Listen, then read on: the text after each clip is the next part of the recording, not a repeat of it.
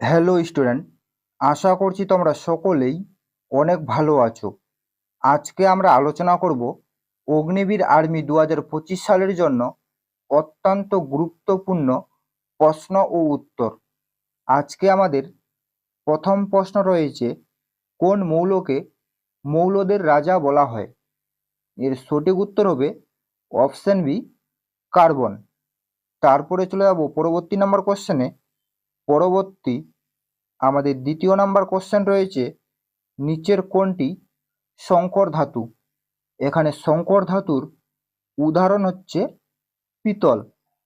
তারপরে চলে যাব পরবর্তী নাম্বার কোশ্চেনে। পরবর্তী আমাদের 3 নাম্বার কোশ্চেন রয়েছে, নিচের কোনটি কোষের সবথেকে বড় অংশ? এর সঠিক উত্তর হবে নিউক্লিয়াস।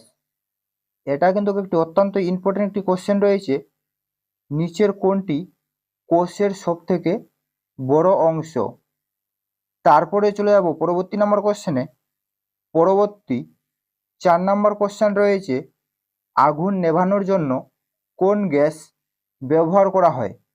এর সঠিক উত্তর হবে আগুন নেভানোর জন্য হচ্ছে কার্বন ডাই অক্সাইড গ্যাস ব্যবহার করা হয়। এবং তার সঙ্গে তোমরা কমেন্টের মাধ্যমে জানাও, আগুন জ্বালানোর জন্য কোন গ্যাস ব্যবহার করা হয়। তারপরে চলে যাব পরবর্তী নাম্বার কোশ্চেনে। পরবর্তী আমাদের 5 নাম্বার কোশ্চেন রয়েছে, মানব শরীরে ক্রোমোজোমের সংখ্যা কয়টি? এর সঠিক উত্তর হবে মানব শরীরে ক্রোমোজোমের সংখ্যা হচ্ছে 46টি। তারপরে চলে যাব পরবর্তী নাম্বার কোশ্চেনে। পরবর্তী আমাদের 6 নাম্বার কোশ্চেন রয়েছে, কোষের রান্নাঘর কাকে বলা হয়? এটাও কিন্তু একটি অত্যন্ত ইম্পর্টেন্ট একটি কোশ্চেন রয়েছে, কোষের রান্নাঘর কাকে বলা হয়? এর সঠিক উত্তর হবে কোষের রান্নাঘর বলা হয় হচ্ছে মাইক্রোকন্ডিয়াকে। তারপরে চলে যাব পরবর্তী নাম্বার কোশ্চেনে। পরবর্তী আমাদের 7 নাম্বার কোশ্চেন রয়েছে, সাধারণ তুলাযন্ত্র দিয়ে কি মাপা হয়? এর সঠিক উত্তর হবে সাধারণ তুলাযন্ত্র দিয়ে হচ্ছে ভর মাপা হয়। এবং তার সঙ্গে তোমরা মনে রাখবে, ওজন মাপা হয় হচ্ছে স্প্রিং তুলাযন্ত্রের সাহায্যে। তারপরে চলে যাব পরবর্তী নাম্বার কোশ্চেনে। পরবর্তী 8 নাম্বার কোশ্চেন রয়েছে, সালোক সংশ্লেষ সব থেকে ভালো হয় কোন আলোতে? এর সঠিক উত্তর হবে সালোক সংশ্লেষ সব থেকে ভালো হয় হচ্ছে নীল আলোতে। তারপরে চলে যাব পরবর্তী নাম্বার কোশ্চেনে। পরবর্তী আমাদের 9 নাম্বার কোশ্চেন রয়েছে, দিনের বেলা আকাশকে নীল দেখার কারণ কি? এর সঠিক উত্তর হবে দিনের বেলা আকাশকে নীল দেখার কারণ হচ্ছে আলোর বিক্ষেপণ। তারপরে চলে যাব পরবর্তী নাম্বার কোশ্চেনে। পরবর্তী 10 নাম্বার কোশ্চেন রয়েছে, পারমাণবিক চুল্লিতে মডারেটর হিসাবে কি ব্যবহার করা হয়?